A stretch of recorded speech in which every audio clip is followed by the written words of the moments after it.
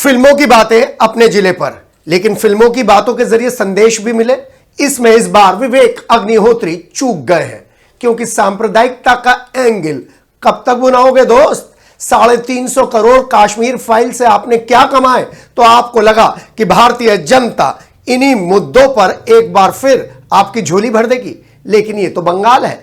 Bengal files के जरिए आपने बड़ा ही सेंसिटिव मुद्दा उठाया था और उसको सही तरीके से पेश करने में विवेक अग्निहोत्री चूक गए। ये हम नहीं कह रहे हैं, ये कलेक्शन कह रहा है। जी हां, अभी एक हफ्ता भी नहीं हुआ है, फिल्म की बॉक्स ऑफिस रिपोर्ट आईना दिखा रही है विवेक अग्निहोत्री को। जी हां, विवेक अग्निहोत्री से मेरा परिचय उस वक्त हुआ जब मैंने उनकी एक वो फिल्म देखी जो बिल्कुल अलग हटकर थी। ये वो दौर था जब नक्सल को लेकर अलग अलग तरीके का विचार विमर्श होता था। बुद्धा इन ट्रैफिक जाम, जब मैं ये पिक्चर देख रहा था तो उसमें इनकी फिल्मों के एक एसेंशियल कंपोनेंट थे अनुपम खेर और दूसरी थी इनकी पत्नी पल्लवी जोशी। फिल्म ने शुरू से लेकर लास्ट तक शहरी कल्चर को, एजुकेशन सिस्टम को किस तरीके से लेफ्ट विंग प्रभावित करता है उसे बड़े प्रभावी ढंग से रखा। तब इन पर ठप्पा नहीं लगा हुआ था और ठप्पा लगते ही इन्होंने जब 2 फिल्में दी, ताशकंद फाइल और द कश्मीर फाइल, तो उम्मीद जगी कि जी हां, राइट विंग का यह डायरेक्टर कुछ ना कुछ इंपॉर्टेंट भारतीय राजनीति को, भारतीय सोच को अलग देकर जाएगा।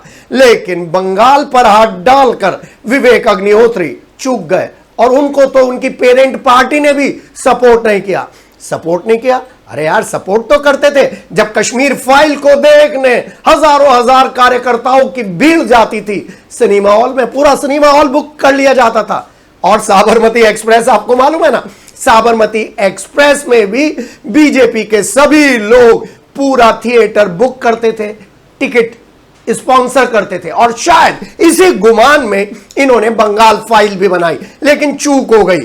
चूक कई मुद्दों पर हुई। मैं खुद जब इस फिल्म को देखने के लिए बैठा तो मुझे हिंसा ही हिंसा नजर आई। उस बंगाल में, जिस बंगाल ने बड़े बड़े समाज सुधारक दिए, उस बंगाल ने जिसने सुभाष चंद्र बोस दिए, उस बंगाल ने जिसने हमें देवदास दिया, उस बंगाल ने जिसने हमें श्रीकांत दिया, उस बंगाल ने जिसने हमें राष्ट्रीय गीत और राष्ट्रीय गान दिया है, उसको इस तरीके से विवेक अग्निहोत्री ने पेश किया कि भारतीय जनता ने झन्नाटेदार बॉक्स ऑफिस पर चाटा रसीद कर दिया। उल्टे मुंह फिल्म जाकर पड़ी। जी हां, सबसे बड़ी बात, जब मैं फिल्म देख रहा था तो मुझे हट्टे कट्टे गांधी नजर आए। अनुपम खेर फेवरेट हीरो है, हट्टे कट्टे गांधी जी। और उनके 3 डायलॉग मुझे अच्छी तरह से याद है फिल्म में। जिन्ना मेरे भाई, मेरे भाई, जिन्ना जिन्ना मेरे भाई। इसको इस तरीके से हाईलाइट किया कि शायद भारतीय जनमानस इन 3 डायलॉगों पर आकर टिक जाए। लेकिन विवेक अग्निहोत्री, आपने जब द कॉकटेल मूवी के साथ कलाकारों को अपने साथ जोड़ा था, तब भी आपका टैलेंट निखर कर आया था। फिर आपने द वैक्सीन वॉर बनाई, मुद्दा था, तब भी आप पर ठप्पा नहीं लगा था। उससे पहले आप ताशकंद फाइल भी बना चुके थे। लेकिन कश्मीर फाइल के बाद जो बंगाल फाइल में आपने कम्युनल एंगल को एक अलग रंग दिया है, वो भारतीय जनमानस को कतई मंजूर नहीं है, फिल्म की रिपोर्ट ने बता दिया है।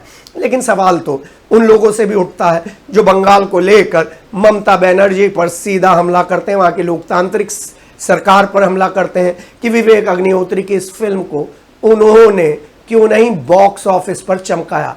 क्या बंगाल फाइल के जरिए इसी तरीके से भीड़ नहीं लगनी चाहिए थी जैसे साबरमती में और कश्मीर फाइल में लगनी चाहिए थी?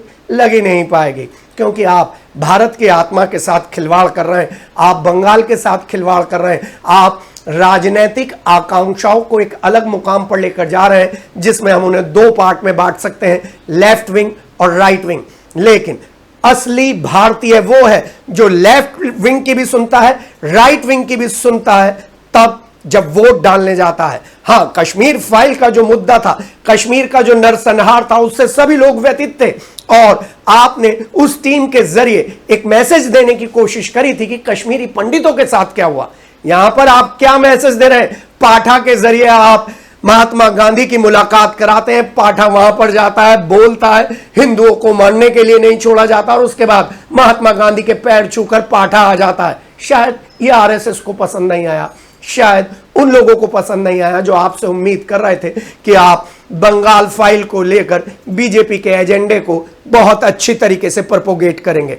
लेकिन यहां पर बीजेपी में भी दो लोग हैं, दो ग्रुप हैं। एक वो ग्रुप जो प्योर देशभक्त है, जो किसी लॉबी में नहीं है, गुजरात लॉबी में भी नहीं है, रेस्ट वाली लॉबी में भी नहीं है, जो केवल सांस्कृतिक विचारधारा को लेकर आगे बढ़ता है, और तभी वो किसी भी प्रधानमंत्री पर हमला नहीं बोलता है। बीजेपी का ग्रुप, वो ग्रुप अटल बिहारी वाजपेयी की सोच को आगे लेकर चलता है। आपने तो अटल बिहारी वाजपेयी की सोच पर भी हमला किया, आरएसएस की सोच पर भी हमला किया, बंगाल की आत्मा पर भी हमला किया, तो आपको भारत के दर्शकों ने आईना दिखा दिया।